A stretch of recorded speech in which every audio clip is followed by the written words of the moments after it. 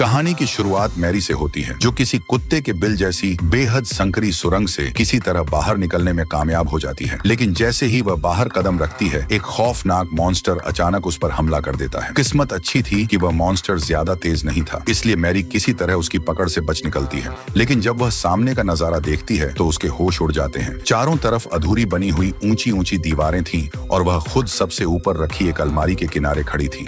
उसके पैरों के ठीक नीचे हजारों फीट गहरी खाई थी, जहां एक छोटी सी गलती भी उसकी जान ले सकती थी। उधर पीछे वही मॉन्स्टर लगातार दरवाजा तोड़ने की कोशिश कर रहा था। हर गुजरते पल के साथ खतरा और करीब आता जा रहा था। अब उसके सामने हवा में लटकती सीढ़ियों के अलावा बचने का कोई दूसरा रास्ता नहीं था। मैरी बिना समय गंवाए धीरे धीरे उन सीढ़ियों पर चढ़ने लगती है। तभी पीछे का दरवाजा टूट जाता है। अब अगर वह एक पल के लिए भी रुकती तो शायद जिंदा नहीं बच पाती। काफी मशक्कत के बाद वह ऊपर बने एक बेसमेंट में पहुंच जाती है, लेकिन यहाँ पहुंचकर भी उसे राहत नहीं मिलती, क्योंकि यह बेसमेंट बिल्कुल उसकी दुनिया जैसा दिखता था। फिर भी उसमें कुछ ऐसा था जो उसे लगातार बेचैन कर रहा था।